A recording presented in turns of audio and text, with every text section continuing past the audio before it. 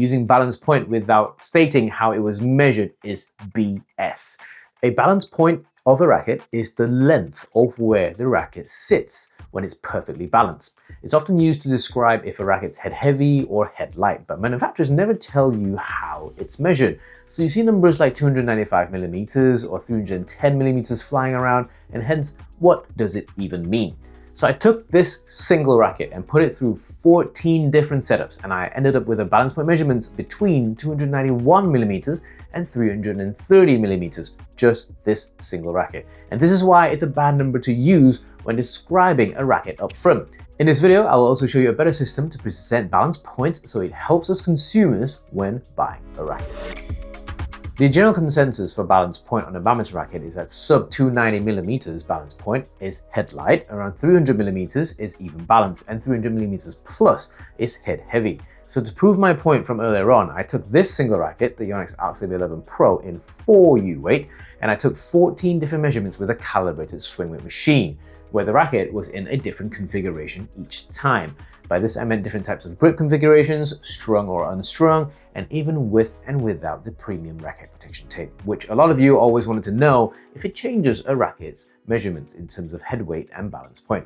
And from these 11 different measurements, I've recorded a balance point between 291 millimeters and 330. That's almost a 40 millimeter difference in balance point for something that's only 675 millimeters in length. That's a huge swing.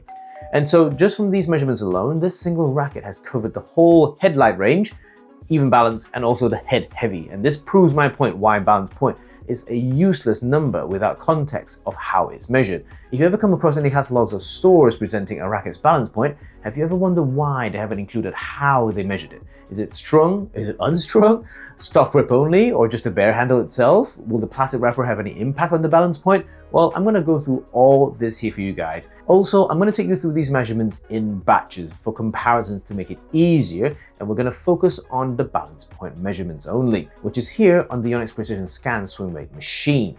This first batch of measurements will cover rackets in conditions as if you've bought it brand new from the store before stuff is added on or taken off. The second batch will go through different grip settings in detail, from 1 to 2 layers of grabs to putting a grab on the traditional style or using the full grab or to towel grips. The last batch will cover whether there are any huge changes in terms of racket balance point when we use any premium racket protection tape in different configurations too. So sit back and enjoy this nerdy experiment. Also, the reason why I chose the Yonex Arcsaber 11 Pro is that it's recognized as an even balanced racket. Yes, it's a slightly head heavy, even balanced racket, but as I didn't have the Yonex Arcsaber 7 Pro, the 11 Pro would do. And because I wanted to make sure the measurements I'm getting are accurate, I also made sure I calibrated the Precision Scan swing weight machine too. So here's me using the calibration stick to go through 3 of its measurements to make sure they're as close as possible, with the ability to repeat measurements consistently. Calibration was done with the calibration stick to account for 100, 200, and 300 kilograms per centimeter square swing weight measurements. All good thus far. Okay, batch 1 measurements. Imagine you've bought your new shiny Yonex Arcsaber 11 Pro in 4U spec and strung it with your favorite string, Aerobite. Of course, you're super excited, so you've not even taken off the plastic wrapper off the grip. Let's measure. Bam! 312 millimeters of balance point. We'll label this as measurement 1 on the chart, and this points to it being head heavy, and it's probably right. But I've also been online and seen some people refer to anything above 310 as quite head heavy, and I'm not sure I fully agree with that. It genuinely comes down to how it feels for you, but if you add an overwrap or grab, the Yonex AC108 to be exact, which is what I actually use on a day-to-day basis, and let's measure again. Same strings, same racket, just a grab directly onto the stock grip with the wrapper on. And now we go down to 300 millimeters of balance point straight away. So this measurement too has now transformed our previously head heavy racket with a balance point of 312 millimeters into an even balance racket with a 300 millimeter balance point. You see why this measurement without any context is a bad idea. Moving on, if I remove the yellow grab, we should be back down to our 312 millimeters balance point. But what if I also remove the plastic wrapper? You think the plastic wrapper will make any difference here? There we go, 360 millimeters. The plastic wrapper accounts for 4 millimeters of movement on the balance point, which is probably correct with the 1.2 grams in weight compared to the whole racket, which is only supposed to be weighing between 80 to 84 grams. So what happens when we completely remove the stock grip too? That would push the balance point measurement up to 329 millimeters, especially when there's nothing on the handle to counter the weight of the racket frame up front. To verify this measurement, I then took a couple more times across the next few days, and the numbers all came back almost identical. To round off batch 1, I then decided to show you guys if changing to a different string would show a different measurement.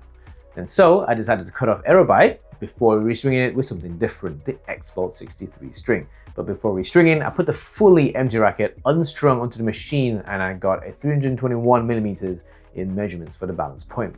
This also drops the racket's total weight down to under 80 grams at 77.4 grams, which also means you'll next probably account for the racket weight with the stock grip attached, and probably also with the plastic wrapper on too.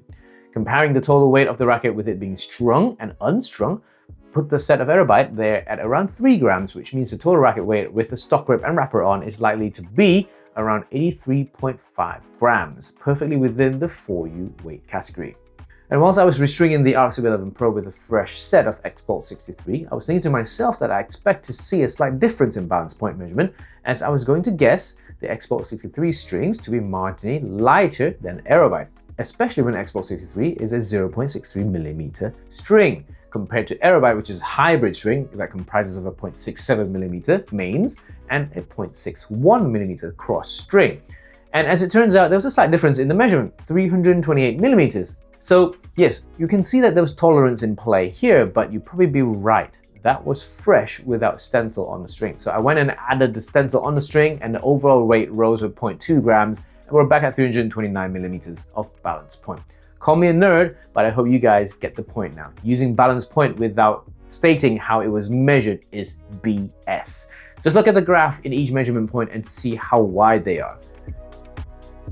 Want to protect your rackets from chips, scratches, and even potential cracks? Have peace of mind with the premium racket protection tape from ckydw.com/shop. They're almost invisible and gives your racket the extra layer of protection in case of scrapes and, or worse, a clash. So go check them out, and we also have some limited edition signed prints there too.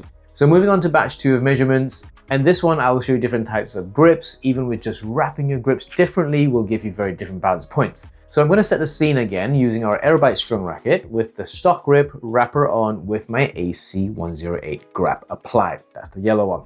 That's our baseline measurement of 300mm balance point. So what happens when I remove everything, the existing grip, wrapper, and stock grip, and only apply one single grip directly onto the wood? Very Indonesian style. So I'm using this AXO branded grip here, and I'm going to wrap it in my usual style, which is to finish the whole roll. And I personally prefer 3 to 4 loops at the base, at the handle, before moving up the wooden handle. We end up with a 313mm balance point. But what if you follow what's recommended on each grip or grip's packaging, and they teach you to wrap cleanly with only one layer and trim off any excess when you get to the racket cone? We end up with a 317mm balance point measurement.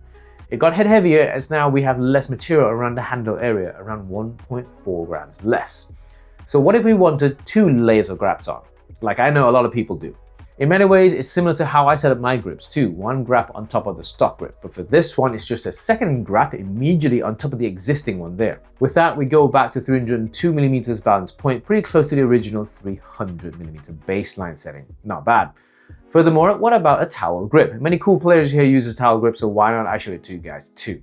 I used it for many years until my hands could no longer tolerate the grip powder anymore, especially in the winter months. And wrapping a towel grip on a racket is a very personal choice and style, but here, to be able to measure it properly on the machine, I cannot have any excess grip on the butt cap of the handle, as the machine relies on contact to measure accurately.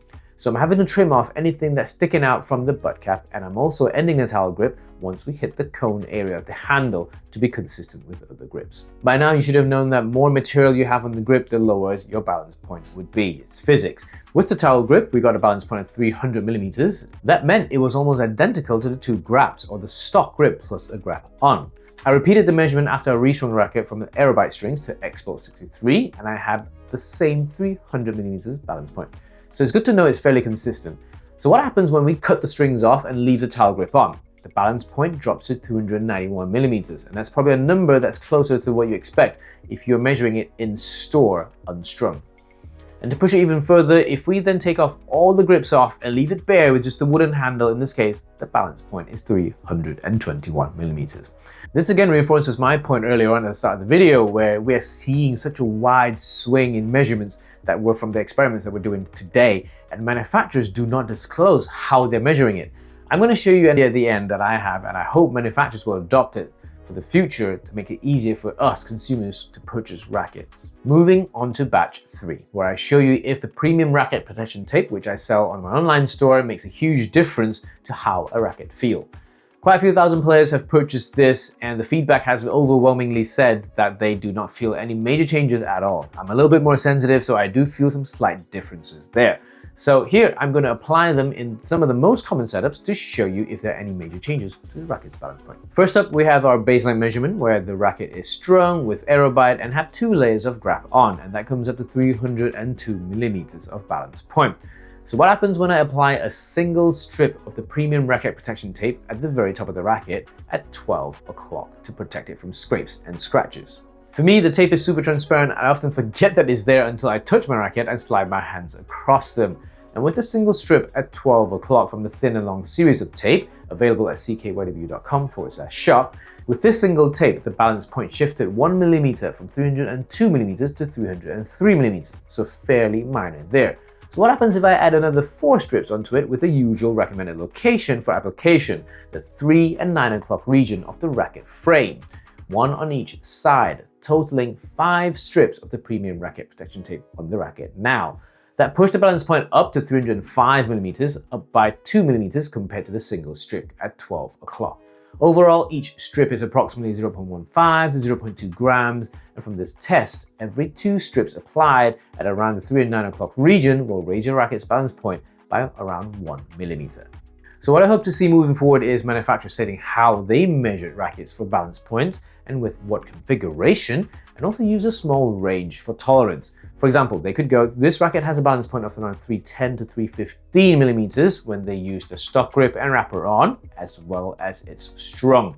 If they want to be even more helpful or accurate, they could go, if strung with strings that are under 0.63 millimeters in diameter, the balance point would be 308 to 313 millimeters. Strung with strings that's over 0.75 millimeters in diameter, there'll be 312 to 317 millimeters of balance point.